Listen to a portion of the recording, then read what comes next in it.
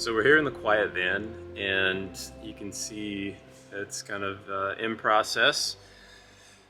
Got the underpinnings for the walls, some of the wiring is run, some of the components are in, the vent fan, the AC, most of the battery electrical is back here, and there's a number of low EMF features that have been incorporated that I wanted to show you guys. So this is the battery cabinetry, and it's really nicely done by Atlas. It might just look like a typical pro shop build for cabinet setup, but we've actually put an important feature underneath the wood on this, and that is a specialty film that employs a number of kind of fancy rare earth elements like cobalt to block the magnetic field from coming out and reaching as far into the van.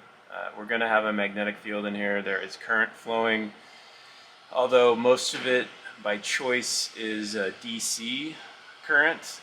This is at some point in the system tied into the alternator, so it essentially becomes an AC magnetic field as far as impact on biology is concerned. So even with this DC system, we had to take some lengths like getting this high-end shielding material to reduce that magnetic field profile in the van. So one of the biggest problem areas in a build like this, as far as the radiation profile goes, is going to be the inverter, and that is this blue box right down here. And for some of the circuits in the van, some of the appliances to run on AC, we have to have this box which is going to convert that DC signal into an AC usable signal. And that process can cause a number of problems for EMF concerns, including transient noise spikes or dirty electricity, as well as magnetic field propagation. So I wanted to show you what this inverter is producing as far as the magnetic field goes. So I'm going to turn it off, and I'm going to get an ambient read in the van with this Gauss meter. So you can see right now, maybe you can't, but it's less than 1/10 of a milligauss with this system right now, which is extremely low. That's really good. We're happy about that. Here's the problem though. As soon as we turn this inverter on, you're going to hear the meter crank, and now we're about 45 milligauss, so that's a huge increase. And although this will be a localized field,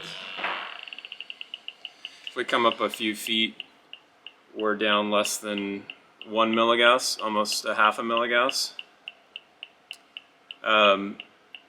This can still be a problem, particularly for an electrically sensitive person like my client. So one of the things that we've done,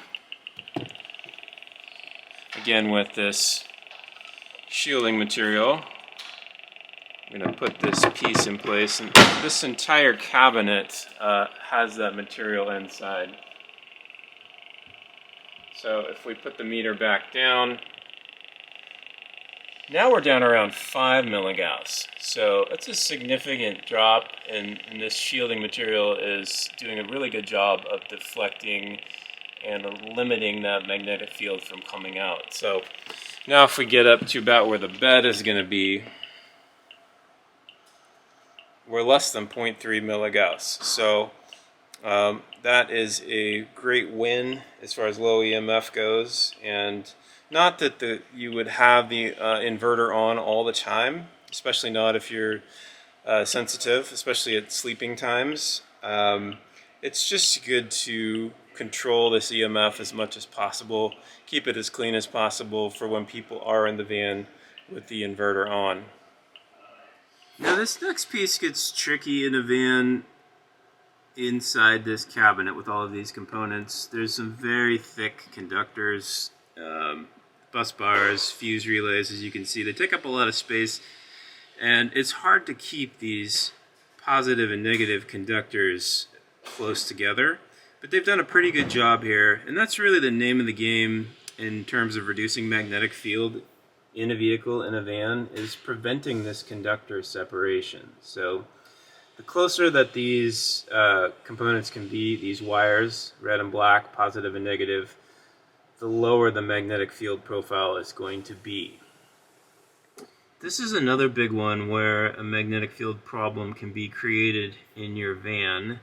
This is the DC to DC charging component, which allows the van alternator to charge the system and keep the batteries topped up.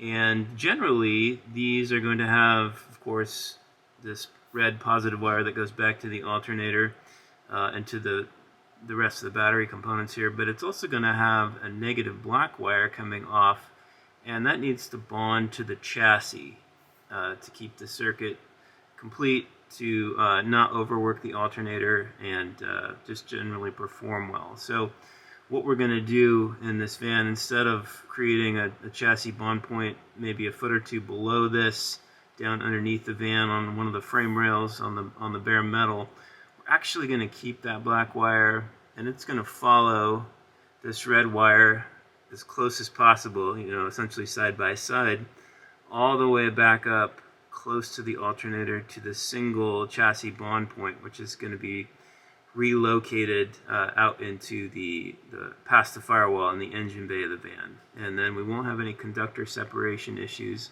and the resulting magnetic fields. Welcome to the driver footwell of this Mercedes van, and this is where the big problem is from the factory. This OEM wiring configuration on the battery creates a huge magnetic field, and that's primarily because you have the main negative conductor right here going up to the firewall, and in a completely different direction down here on the right, you can't see it, but the main positive feeds coming off the battery are separated from that black wire, and that is going to create a magnetic field each and every time.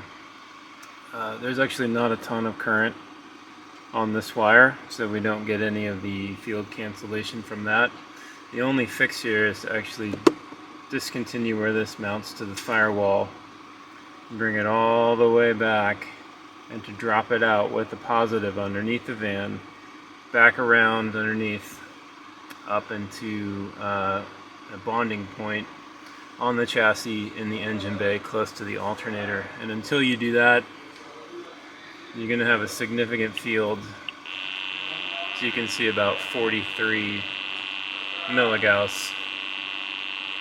So this is it. This is the biggest bang for the buck you can do on your Mercedes. Alright, so here's an issue we've uncovered in this 2023 Sprinter. There's a group of wires that goes to the back of the van. You can see a very high magnetic field, which unfortunately is still significant down here at the head, where whoever's driving this vehicle is going to be exposed to. So further investigation of these wires has revealed that there is a net current, and this is being read on an AC meter, which is interesting. This van, because it has an alternator like any vehicle, is producing a pulsed-like field that the magnetic field ends up being much the same as in regular AC electric field, and we can read the current with an AC clamp meter. But we have an 1.5 amps on this wire, and that's a net current situation. So there is an imbalanced amount of current coming down this wire versus returning to any bond point. That's because we have a bond point right back here. You can see these brown wires and this screw that bolts to the chassis. There's 9 wires here. 2 of them have significant amounts of current on them. So this one has 1.8 amps, and this one has 1.1. Interestingly enough, we clip them together, it's neither additive nor subtractive. You can see I have about 1.6 with those two. So the next steps here are going to be to pull fuses from the fuse panel and find out which one is tied to this current imbalance. That's going to be the system that's the bad actor in the van. The ones that are back that way, tail lights, camera, not really anything else. This is a pretty bare bones van. So once we know which system and which fuse are involved here, then we can troubleshoot it further. But that's what we're going to investigate for now.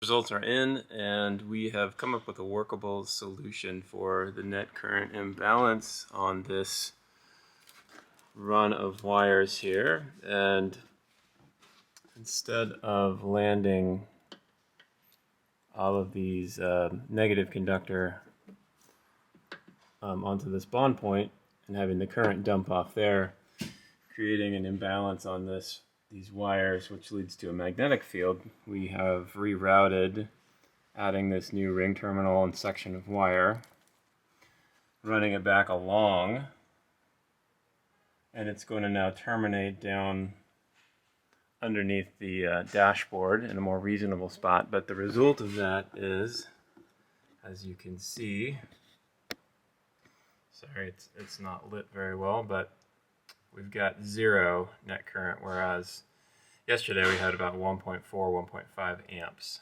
So that's fantastic news. And because these wires aren't totally close together, there's a slight separation of, fraction of an inch.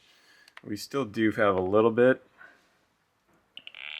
of a magnetic field here, but in less than a foot, it drops off to about 1/4 of a milligauss. So it's not really going to be affecting people in the driver's seat because that run is way up along the roof line and then down the A-pillar. So we are looking good here on keeping this van nice and quiet.